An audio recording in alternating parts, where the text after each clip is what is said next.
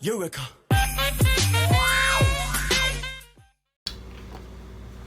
Hey, what's up everyone, this is Dante's Analysis and welcome back to my channel. So for today's video, I'm actually going to be doing a movie review for Spider-Man Far From Home. So for this review, this video is going to actually contain some spoilers, so if you haven't seen the movie and you don't want to be spoiled, just don't watch it.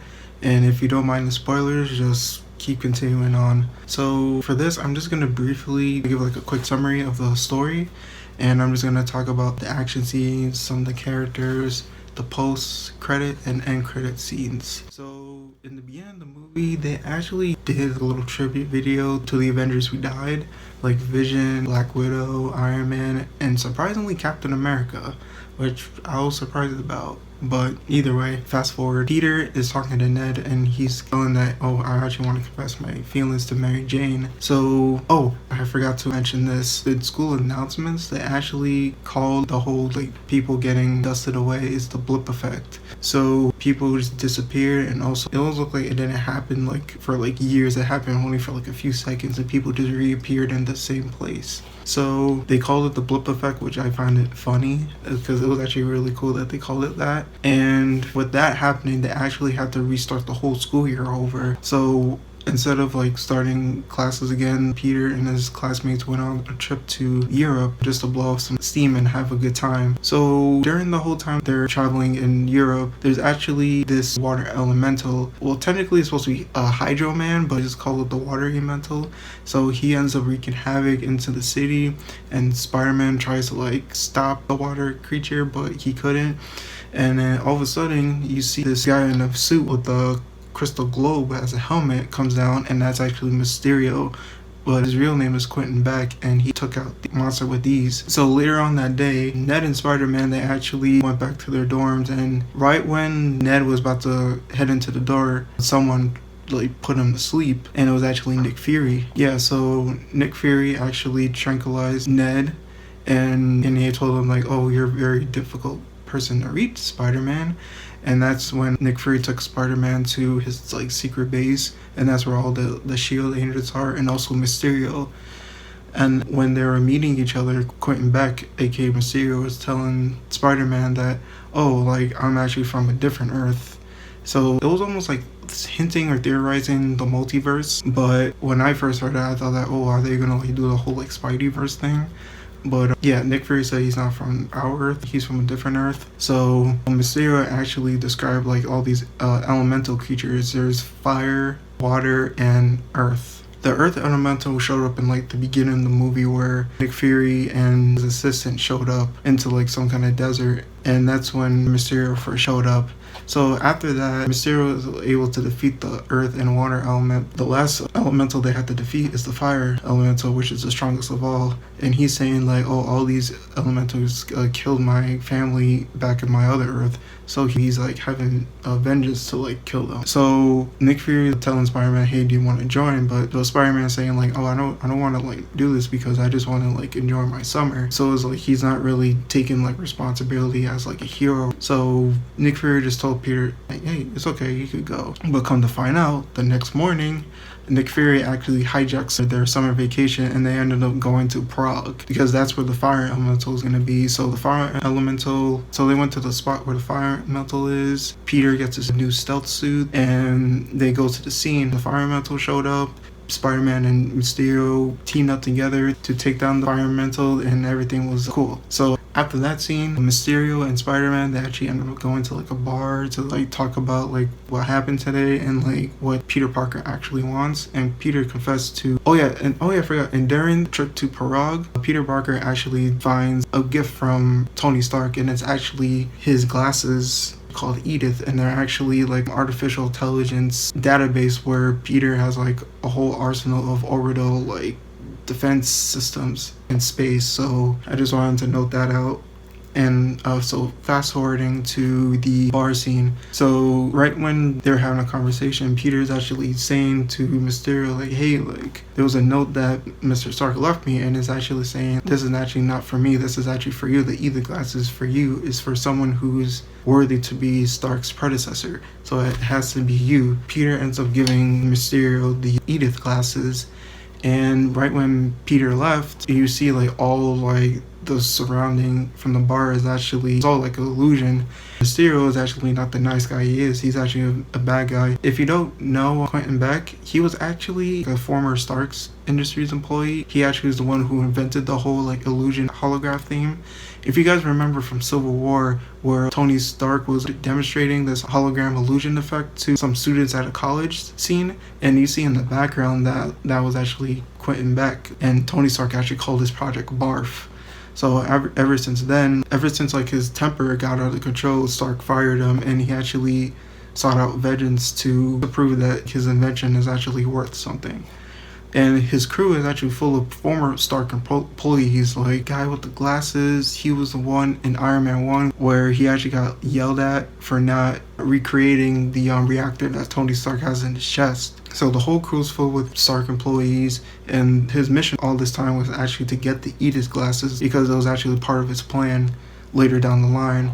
So after that scene, Peter finally went back to his place. He decided to like enjoy the rest of his vacation. Then after that, he taking Mary Jane outside just to confess his feelings to her. But when he's about to say that, Mary Jane actually said like, "Oh, you're Spider-Man." I was like, and Peter was actually caught back because he didn't expect her to realize that. But all this time, Mary Jane was just like playing with Spider-Man, but Peter Parker ended up saying like, yeah, I'm actually Spider-Man, and Mary Jane was actually shocked that she actually was right. So after that, she actually showed Peter that there was actually like some equipment that was actually left at the carnival scene. And it was actually a piece of Mysterio's hologram illusion. So basically all the elementals that Mysterio was fighting were all fake. So Peter decides to go to Berlin to tell Nick Fury of that Mysterio is a fake and he can't be trusted. But as soon as Peter went all the way to Berlin, it was actually all illusion, and Mysterio was actually waiting for him. So Mysterio actually hit Peter with all these like illusions, and right when the illusions were like beating Peter, Nick Fury actually came out and shot Mysterio.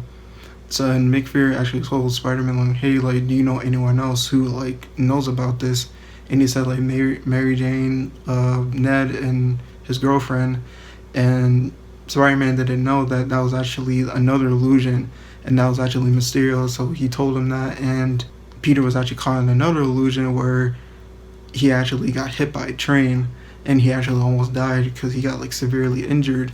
So when that happened, he actually ended up passing out on a train, and he actually woke up in a jail cell in the Netherlands. So he ended up getting out. He called Happy. He ended up flying on the plane. Happy was like treating his wounds, but Peter was actually really like upset and stressed out because people always keep on saying like, oh, he's gonna be like the next Iron Man, and like people are trying to like paint him as like, oh, are you gonna like take over Iron Man's role? And that's like too much for Peter because that's like too much like stress building on him. So right when that happened, Peter actually went into the back of the ship. There was actually like a suit machine where he created his new suit, and for the background music, it was actually AC/DC. I forgot the song's name, but it was actually the song that played in the first Iron Man, where Tony actually was creating his own suit. So that was actually really cool that they did that. So they went back to the location where they're actually gonna have that big fight, and Mysterio, but this when the real Nick Fury doesn't know that Mysterio is actually a fake, because he wants this to be like an Avengers level threat, because once this happens, people will see it paint him as like the hero now. So once that happened, there was actually like a huge fight. Spider-Man ended up it was actually a tough fight for Peter because Mysterio actually had like the Edith drones, so he was actually able to like hold Peter back for a bit, but Peter ended up beating Mysterio. But luckily, this is actually the first time in the Spider-Man movie from Marvel where Peter actually used his Spidey sense to defeat an enemy. So he defeated Mysterio. He ended up kissing Mary Jane, and it cuts into the scene in Manhattan where Peter actually ends up carrying Mary Jane and swinging all throughout Manhattan. And there was actually and that's actually leads into the post-credit scene where once Peter is about to leave Mary Jane, TV ends up having like breaking news saying that it was actually like an edited video of Mysterio saying to the public that Spider-Man attacked me for no reason. I don't know what's going on. He's trying to paint Spider-Man as like a villain, like he's the one who ordered the whole drone attack. And guess who leaked the video out? It was the Daily Bugle, and it was actually J.K. Simmons returning as J. Jonasson for this movie, the same guy that actually appeared in the first 3 Spider-Man movies and the Sam Raimi trilogy. So I was actually really cool that they showed up. And actually the last scene, Mysterio actually giving up Peter Parker's identity, like he's Spider-Man, and with his like picture too. And it actually ended the scene with Spider-Man saying "what the," and it just cuts. And going to the end credit scene, it shows Nick Fury and his assistant in the car, and guess what? They turned into the Skrulls from the husband and wife from the Captain Marvel movie. So the whole time Nick Fury was like a Skrull the whole time, and he was actually like calling Nick Fury and telling him like, oh, we gave Peter the glasses, but everything else ended up turning left. He doesn't know what to say to people about the Avengers, so I need help. And it actually cuts into Nick Fury actually on like some kind of spaceship, like on his like vacation. So and actually he gets up and he says, chop chop, get back to work, and where's my boots? And that scene ended. Yeah, so that was actually the quick summary of the story. Sorry if I wasn't able to go in depth with the story, but I didn't want to like go into detail because I know some people didn't see the movie, so I just wanted to like point out the key points in the movie. So to talk about the action sequence in the movie, the action sequences are actually really cool in this movie, like the fights with the elementals, the Mysterio fight was actually like, it was really good, like it was like top notch. I actually like the action sequences in the movie. It flowed well. Yeah, I enjoyed it overall. So Peter Parker in this movie, he actually ends up facing like some identity crisis, because even though like, yeah, he's Spider-Man, but he doesn't want to like take on the role seriously. He just wants to have like a normal life, just like any other teenager. So it was actually really stressful for him, because he's also dealing with the death of his mentor, Tony Stark, Iron Man.